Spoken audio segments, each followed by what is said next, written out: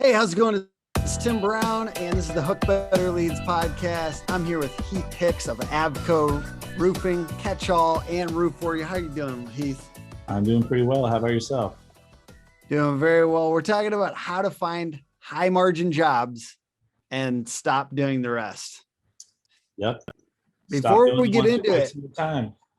I love it. If you could give the folks a little bit of background, because I know you're a badass.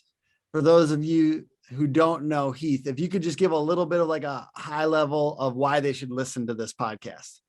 Sure. So been in roofing about 15 years, owned AVCO Roofing here for about 6 years.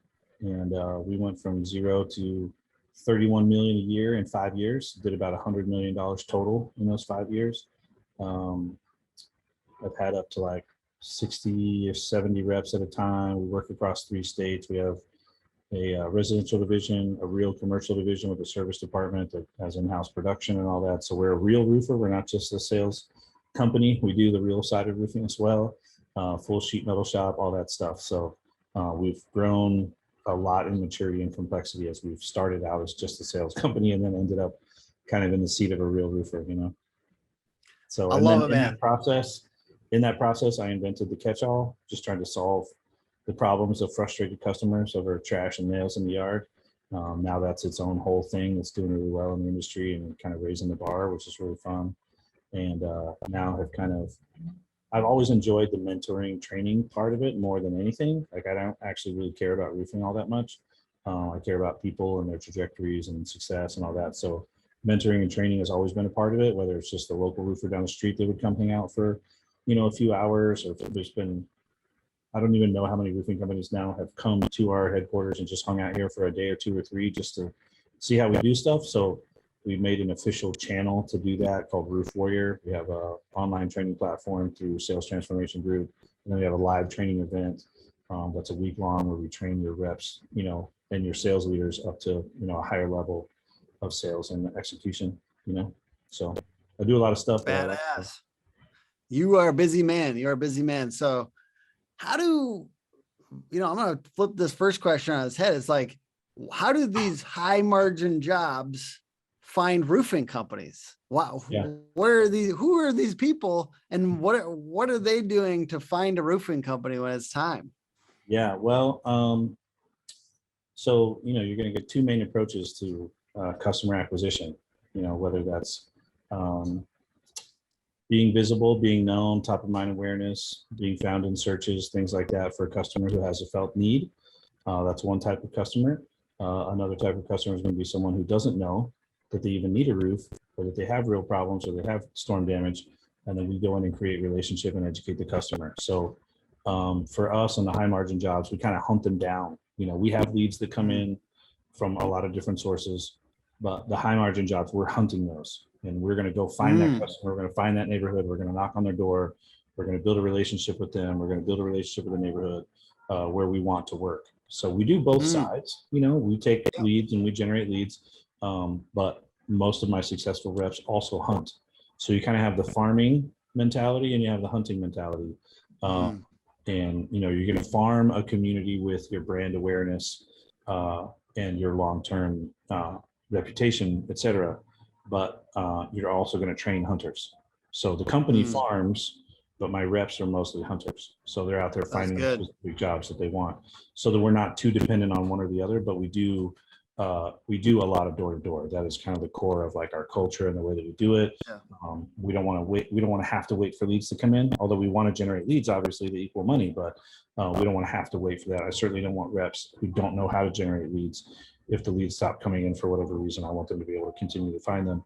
And then in a storm scenario, I can typically beat my competitors to the punch that are farming, because it takes a little time to farm a new spot. If they get hit with hail at 11 o'clock at night, it's going to take time for those leads to start coming in over the next 48 hours, 72 hours, to really start coming in strong 5 to 7 days in when the customers are really starting to look for someone to help them. And by that point, I've already been in and out of the neighborhood, kind of hooked up quite a few deals. But like I said, we're going to run both at the same time. But that's the way that we mostly, our biggest success in finding a high margin job is it's going and hunting them. Yeah. So other tips to keep your margins high per job, you're an operations guy, so, Yeah. and about the install and about the products, and you're a practitioner here of Yeah, yeah. roofing. How do you keep these margins high? The first answer is true salesmanship. In some way or another, whatever type of company you are, retail or restoration, insurance driven, whatever you might be. If you have people that have true salesmanship and can communicate value and make good asks to the customer to get them deeper into the project from a revenue perspective, you're going to have higher margins, mostly through upselling.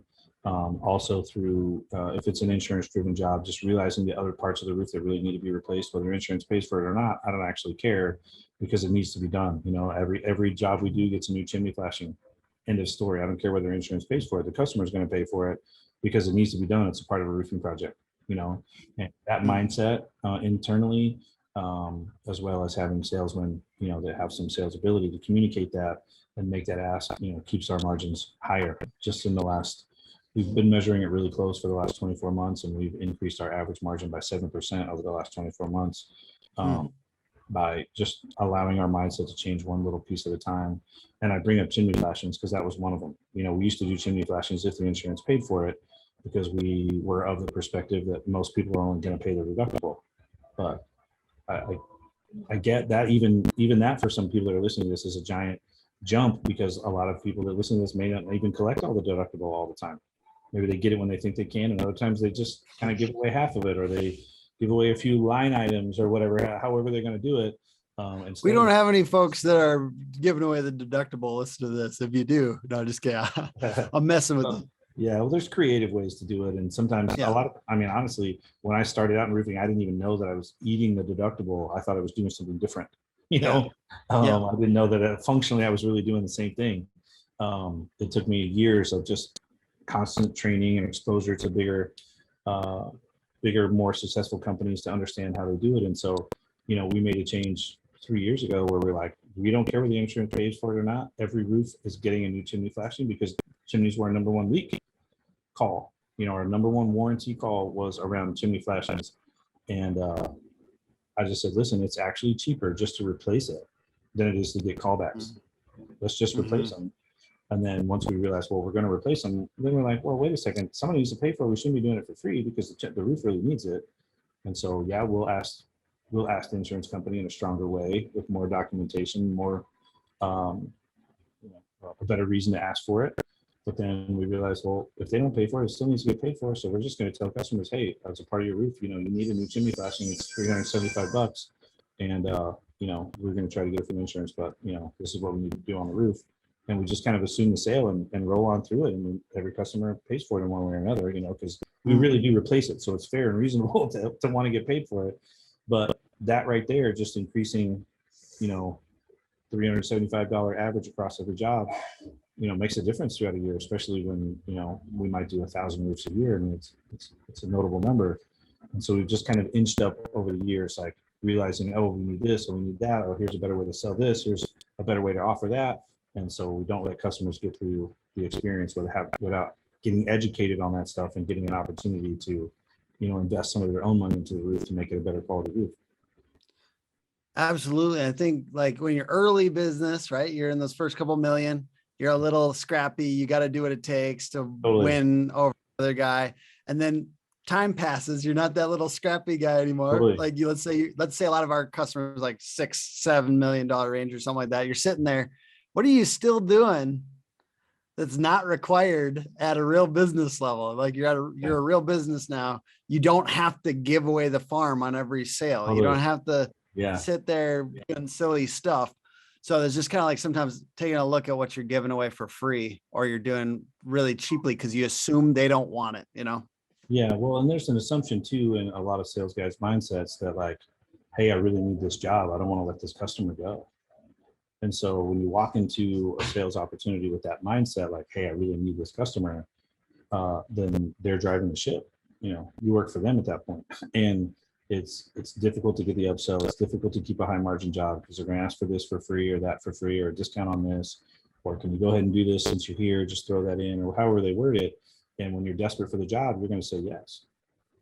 Mm. If you're not desperate for the job because you know you got plenty of work and you know your value and you know what your time is worth and you know what the company's reputation is worth, you walk in with the perspective that you're the expert and the customer needs to get educated by you because they actually don't know where this project is going. And you as a salesperson are in control of the outcome. When you're in control of the outcome, it's a totally different sales process. You know, the customer's individual concerns that they think are important to them, you can re-educate them right out of those concerns. You know, Mrs. Jones, you're not actually looking for the cheapest roof. That's not what you want. You don't want callbacks every year. You don't want shingles falling off. Whatever it is, you don't actually want the cheapest roof. And research backs that. People don't actually want the cheapest products. By and large, that's not what people want. They want the highest value they can get for their money, but that's easy to communicate. I'm putting in a ton of value here, so of course it's going to be more expensive than the other guy. Of course, our ending ticket here is going to be more expensive than the insurance because the insurance is paying bare bones. You know, so yeah, of course it's going to be more, but this is the stuff you need, Mrs. Jones, to get your roof up to the condition that you want it to be in, to get the warranty you want, to get the longevity you want. Here's what we need, and here's a few other options, you know, aesthetic or otherwise, that we can throw in there too. And then next thing you know, the customer's looking to you to know what they need to do next. Versus trying to order you around and get what they want from the project, which at the end of the day is usually not the outcome they want. They just don't actually know what they want because they don't know enough about roofing to really be driving that process. You have to be willing to let these people go away too. 100%. Like that's the deal. And like we were talking about, stop doing the rest, right?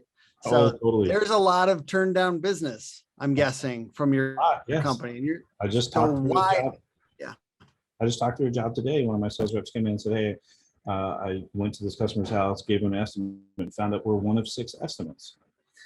And my immediate response was, don't waste your time. If they're the kind of customer that's going to take the time to get 6 estimates and meet with 6 roofers and ask 6 sets of the same questions over and over again, that is not the customer you want to work for. Yeah, and you know they're going for, that person's going for price, right? Like that person's being, their time is not worth much. They're going to be spending, totally. You know, totally. They're going to go for price and quality. Price is going to be the driver, but they're going to pinch you on your quality with a low price but high quality. But then they're going to sit there and they're going to haggle over everything. You're going to drop the materials in the driveway, and they're going to be like, actually, I think I want this color because, you know, there's some kind of perfectionist. They're going to sit in the yard with binoculars watching you do the roof, trying to find something that you did wrong so they can ask for a 10% discount. You know, yeah. And those kind of wheeler dealers are just customers you don't want. So I told the rep, I'm like, listen, you literally need to walk away from this customer. He's like, well, I know.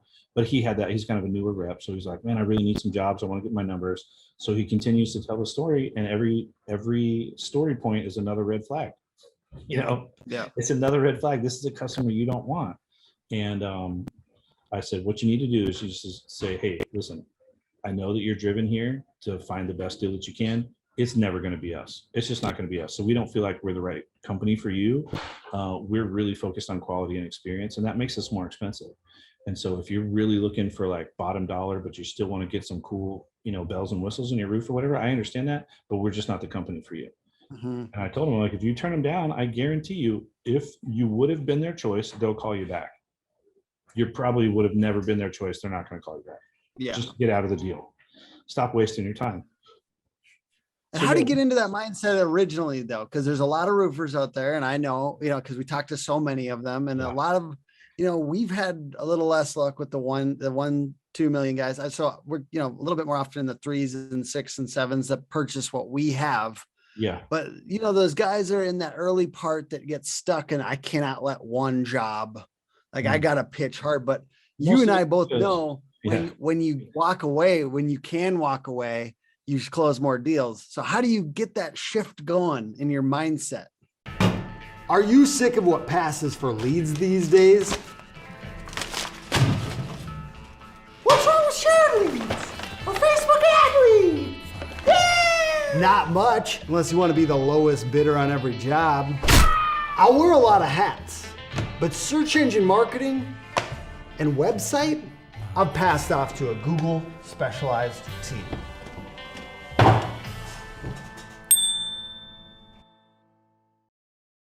Well, I mean, 2 ways. One is to really know your numbers. If you really, really, really know your numbers, you'll be able to turn down a job without a second thought. You know, the customer who wants this or wants that, or throw this in, or can I get this a little extra? Or can I get this a little cheaper? No, you literally can't. Because if I do that job at that price, it isn't actually a waste of time. I'm not getting anywhere by spending time doing your job. It's an actual waste of my time. You may not say those words to the customer, but internally you got to know this is an actual waste of my time. If you're making 15 points on the estimate, it's an actual waste of your time. Like you are literally wasting time and probably losing money. If it's 20 or 25 points, yeah, you're still totally wasting time. And you may not be, because once at the end of the year out of that job, that 25%, you might get a couple percentage points left after you've paid everybody else and done everything. But if one thing goes wrong or you get one call back on that job, you're literally losing money now. Right? So your job, your bottom dollar margin for you has to be really well understood, but it's usually dramatically higher than what people think it is. I mean, it's in the 30s for sure, for a job to be worth it at all to do any of it. So let's talk about sales reps. I know you're the kind of guy that believes you want as many high performers as possible, or as few almost as high performing reps as possible, instead of a quantity, having a bunch of like kind of medium or low performers. Totally. So talk to me about that. Like why that philosophy, and give us a little bit of background on that.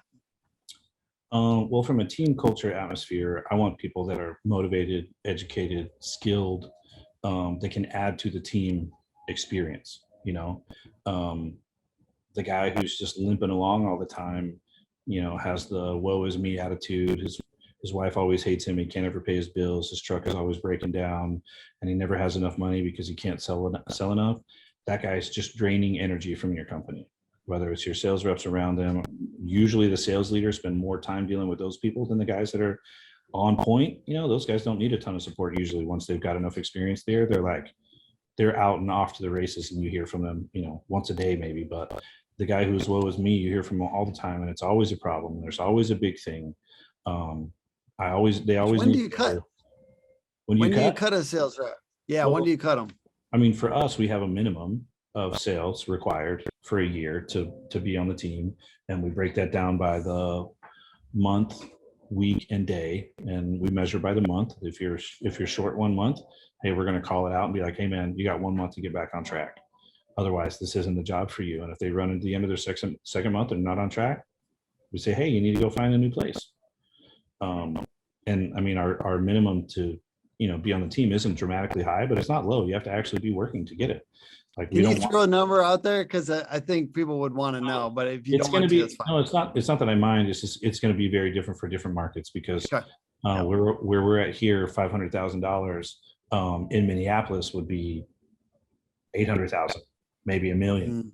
Because the pricing of shingles is so dramatically different in different markets, and we're definitely some of the lowest priced areas in the country for a lot of different reasons. So if our minimum is 500,000 here, it's going to be 600, 700, 800 somewhere else, maybe in $1 million in certain markets like Chicago or Minneapolis. What market are you in again? We're in East Texas, so we're Tyler, Texas. So we're outside of Dallas. We're even lower than Dallas pricing. So we're among the lowest pricing lists in the country. That's awesome, man. It's terrible. No, we want to be the highest price list. Oh, okay. Tell me. We're low. No, like we sell shingles for, $300 a square here. But in Minneapolis, I mean, they're like 600, 700, 800. Oh, okay. You're just saying, the margins end up being higher on the, well, margins are way higher in bigger markets. In other markets, other states. So we've got to be really scrappy here to survive down here in East Texas.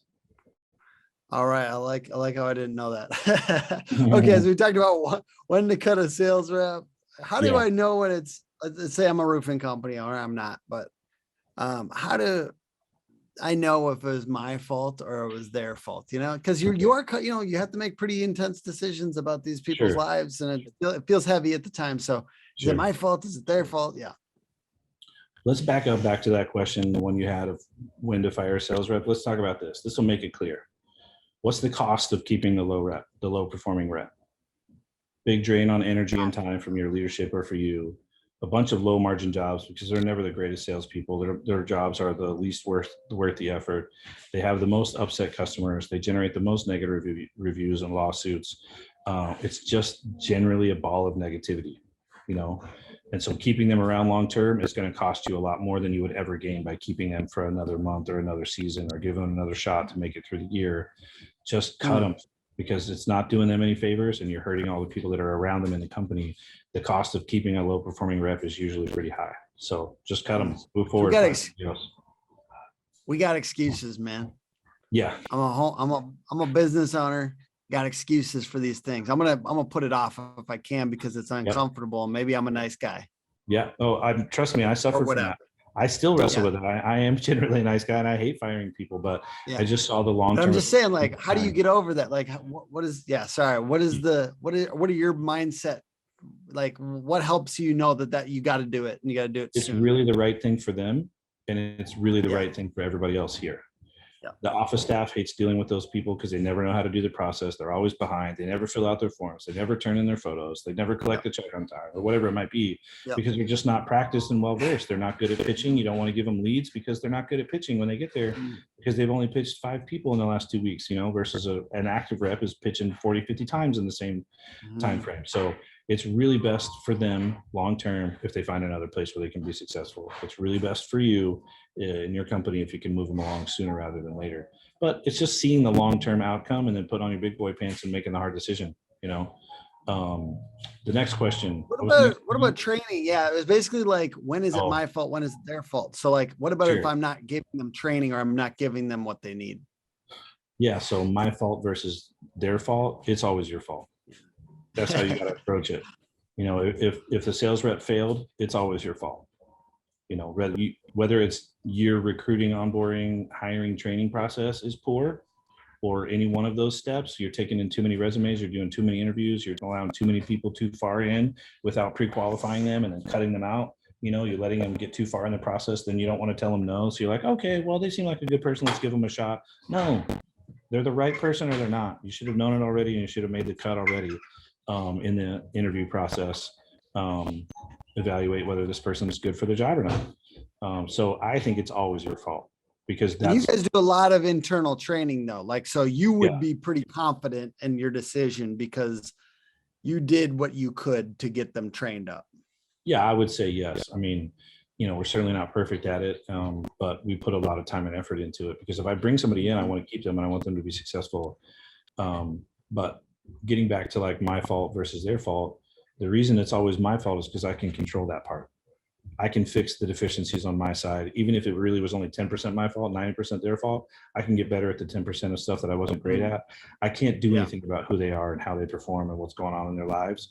So I'm not even going to focus on that. I'm just going to figure out what I can do better next time so I can be more successful and I can make more other people successful as well. So it's that leadership perspective that it's always my fault. I'm going to figure it out. And it's refusing to be a victim in the process. Like, I'm going to own it all so I can control it and I can make it better. Any other kind of granular tips on finding high margin jobs that you want to share? It's all good. We covered it. I would say, I did a lot of research in the beginning of the company. I gathered a lot of data on the jobs we were doing and sorted that data by the jobs that had the highest margin and just searched for commonalities, and the smaller jobs, lower margins, bigger jobs, bigger margins, steeper jobs, bigger margins, specialty shingles, bigger margins. So really, I just started kind of whittling it down from like every customer to more of this and none of these, and then more and more of these, and actually now fewer customers that I want. Now I want a smaller and smaller slice of the pie because it's the best work. And now all these other customers, I just don't want it all. And so when I get a rep in that's doing really well and I can tell they're going to have good trajectory, I always tell them, here soon, you're going to get to the point where you need to throw away leads. Like, you're going to get leads from friends and family, guys you went to high school with or whatever it is. And I need you to listen to me. Stop taking those leads. The 40 square starter home neighborhood leads that you get from a buddy or the guy you meet at the gas station or the guy you play poker with or whatever, just don't take it. Hand it to one of the new reps that doesn't have anything to do, or tell them to go find someone else, but don't spend your time on those, because in the same time that you're spending on that one who really doesn't have the money, who really needs help on their deductible, so you have to find a financing solution for them, and they're going to, nitpick about all this different stuff and they want all this free stuff. that same amount of energy, you could have found 2 or 3 high margin customers, because those are typically the easier ones. You know, you go to the doctor's house who's successful and he's got good money and he owns part of a clinic over here, but he still works his shifts at the main hospital or whatever. You get that guy, he's like 10 minutes in, he's like, you're going to do a good job. Okay, cool. I think you're going to do good job. Don't, or I'll, you know, have words with you at the end. They sign a contract and they leave, and they don't even want to be there when you're doing the roof. Yeah. Those are the people you want to work for, because they understand how business works, and they understand that you're the kind of company, hopefully, that's really going to do a good job, and they actually don't want to check up on you. They don't want to be there. You know, I got those kind of customers are like, when are you coming? I'm going to go on vacation, you know? Yeah. Versus, you know, the 30 or 40 square low pitch 3 tab, you know, they're camped out in the front yard the whole time you're working. Yeah. And a shingle hits their plants and like, I need a free roof, you know? So, you know, it's just not the customers you want. Heath, I get to kind of like peer in on high performers at, you know, roofing companies and these different companies. And I always like to ask around, like, what are you spending your time on? It? Just this question for me and other CEOs. What are the percentages? How are you spending your time? What are your priorities? Let's see here. Dude, is that hail, man? I think we might got hail right now, dude. There's hail coming outside your house? Dude, I see. 1 second. Is this hail? I gotta see it, dude. This Sure, way. Let's go. Let's come with. If it is. Is that hail? Oh yeah.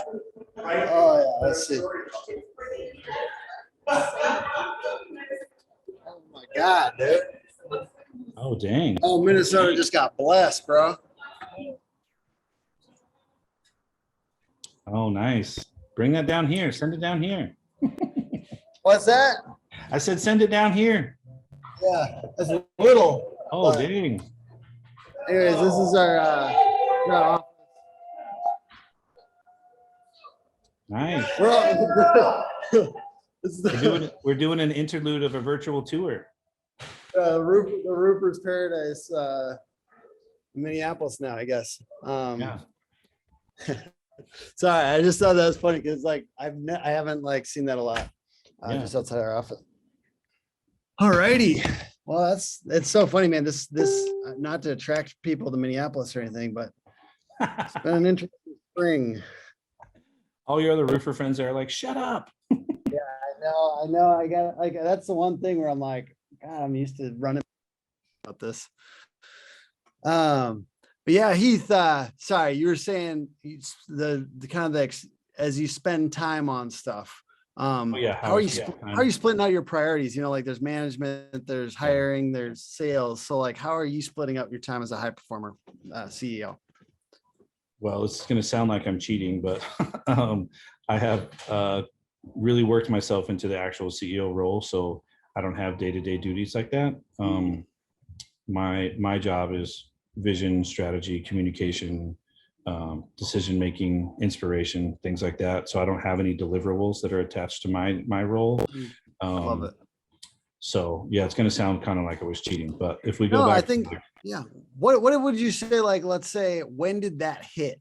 Because, you know, like I would say it could be very dangerous for a super, like even like a $5 million roofer probably to go into that mode, but maybe not. When did that hit? Probably a little soon there. So, I had the goal in our first year, we did 5 million. In our second year, we did 10 million. And then really around the end of my second year, I realized if this company is going to keep moving forward and keep growing, I've got to get out of the day-to-day operations. And so I did so many different things. I just started hiring people to take one part of my job and turn it into a whole role, you know, whether it was sales management or sales leadership, or whether it was stuff in the finance arena, whether it was stuff in the marketing, because I still did a lot of marketing.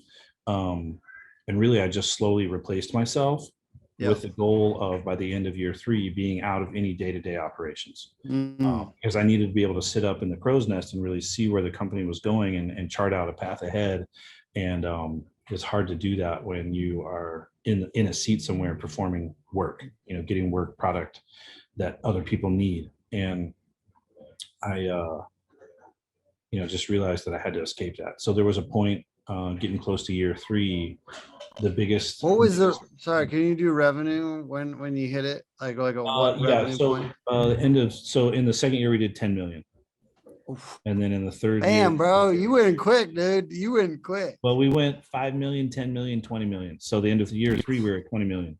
And at the end of year 3 is when I was pretty much done with any day-to-day operations. I didn't have any more.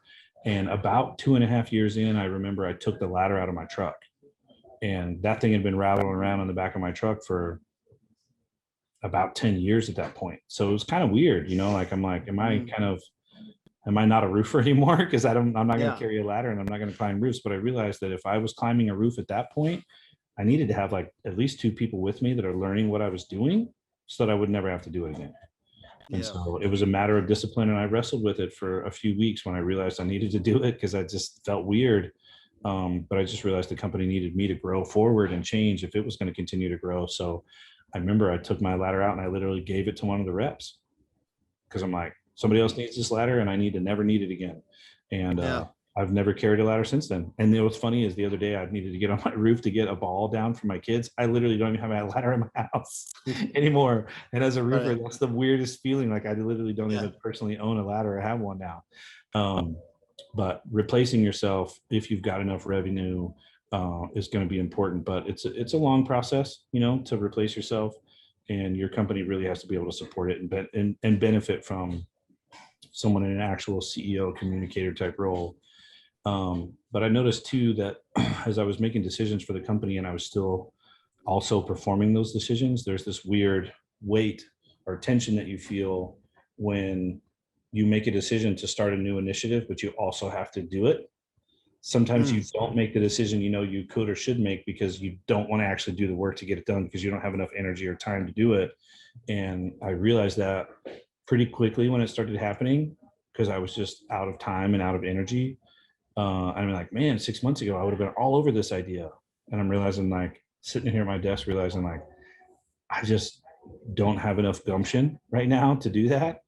And that's not serving the company. Like, I need to make the decision that's the right decision. And if somebody else has to walk it out and execute it, then so be it. But I can't be sitting here unwilling to make a decision because it means I'm going to have more work to do. And so that was the real moment when I realized, okay, I got to get out of the day-to-day so that I can keep moving the company forward and be willing to make decisions that were going to mean a ton of hard work for other people. But if it's the best thing for the company, it's the best thing for the company. And if I've got to go back to my people and inspire them to put in a hard season, building this new initiative or new process or new system or whatever it might be, then that's what I got to do. That's my job as the CEO. So, there was a growth. You trust yourself. You trust yourself a lot. And this is the tough thing about a lot of younger or earlier roofing company owners. It's you can't trust yourself as much because you don't have the track record yet, so it's like, am I gonna put somebody on this initiative and I don't know for sure if it's a good one because I've had and you probably had some fail too, right?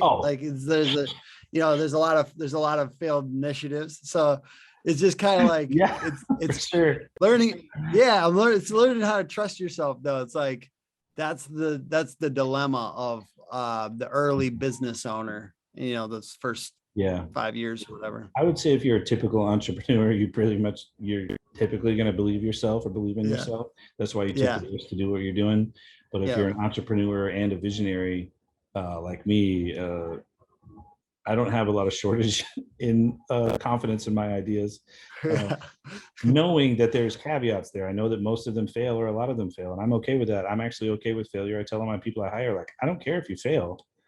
I just need you to learn so we don't fail the same way again, and let's fail quick. Let's try it right now and fail quick so we can get the data and have another initiative and try it again in 2 weeks rather than the other company down the street that's never even tried because they're scared. I'd rather not be scared and just make the mistakes and learn and get the data and try it again and then fail again and get closer and then try it again and get a little bit closer. And then, a year into it, we've mastered something that our, competitors are afraid to even try because they don't have the money or the time or the effort, So we call that, one of our core values is innovation. And a part of innovation is speed and a part of innovation is being willing to fail. So if you're running fast, you're going to fail more often. And I actually prefer that. I'd rather fail more often and get to the goal sooner. Other people are like super measured and they want like one little step and they want to know exactly what's going to happen and what all the ramifications are going to be and how much it's going to cost to the penny. and that's not as much my personality, you know. I'd rather get there quicker, and I'm okay if we, you know, fall down and skin our knees a couple times. Yeah. I love it, Heath. Thank you so much for being on the podcast. Can you give your companies again one more time, maybe the .coms or something? Oh, sure. So people can check them out. Yeah, so AVCO Roofing is obviously the main thing there that we talked about today. Catch-all is the product we made that protects the house and the yard, like during the installation process. So if you've never seen it, go check it out at catchall.com. It's a really cool product. It does a lot of marketing for you around your jobs, brings in a lot of jobs for you. It's an upsell possibility to customers that you can generate revenue with, or that you can bill insurance for if you're doing insurance work. You know, there's no better way to let the neighborhood know who you are and that you're a good roofer than using the catch-all. Builds a lot of rapport with your customers as well, knowing that they know you're going the extra mile to try to protect all their stuff. So catchall.com, or the catchall.com. And I just want to put a plug in there. I basically, like, before you do any digital marketing, make sure your job sites are tight. Like, that's what I tell that to everybody. Like, job site is the number one marketing tool. Totally. Signs. And we're the number one job site marketing tool. Exactly. So I'm a big proponent of you guys. Yeah, thank you. I appreciate that. Yeah. And then Roof Warrior, you know, that's the online training platform we have. And then the Roof Warrior live training events where we train your reps and your sales leaders to kind of level up in all of their skills. It's really based around role play and training. So we grill them over and over and over and over again while they're here. We do a lot of mindset stuff too, and personal growth stuff, just to get that sales mojo into somebody that's like ready to go out and crush it and, you know, conquer the world. That's how they feel after they leave those events. So check those out, salestransformationsgroup.com. You can look at Roof Warrior and Roof Warrior Live. We got one coming up June 13th through the 17th. You can send your reps and sales leaders and come down as an owner and conference with a bunch of other owners and see what everybody else is doing. And, you know, it's a very collaborative environment, but it's also exciting and challenging because we'd rather it be difficult in training and easy in the field. And so we make training difficult. We put people through a lot of paces, you know, lots of different types of role play and challenges and rebuttals and objections and stuff like that. So it's a really cool time. And then that online training platform is awesome because it has two tracks, one for salespeople, whether they're new or they're veteran. They just watch it on their own independently. And then there's this track in there for your sales leaders to know how to manage them, how to track their KPIs, how to inspire them, how to hold them accountable, structures of one-on-one meetings, how all that's supposed to work, all the comp plans, and then a step-by-step of the whole sales process that we use at AVCO. That's really the difference between that product and other kind of coaching training products in the space. Is we're literally teaching our exact sales process to you as a roofing owner. If you buy that program, we literally tell you what we do. And same thing in the live training. The last one we had, I don't know, maybe 2 months ago, we had 11 or 12 different companies come and bring their reps. And in the room were my new reps. Like, I'm training your company exactly the same way that I trained mine. And we're $130 million in, and you know, a lot of reps at this point. And so we really know what we're doing. And I literally give you guys, as roofing company owners, the exact same training that my guys get. They get the manuals, they get all the printouts, they get the whole sales process. The sales leaders get all the sales training that my sales leaders get. It's exactly the same because my people are literally in the room with you getting that training. So it's super high value. It's the training that I wanted when I started. I paid a lot of different people for their programs, but what I really wanted was another really successful roofer to tell me exactly how they were doing it. So here you go. I'll tell you exactly how we're doing it. Check it out. Awesome. I love it, man. Thank you so much. And the podcast is put on by hookagency.com. Thank you, Heath, for joining us. Thank you all for watching or listening. See ya.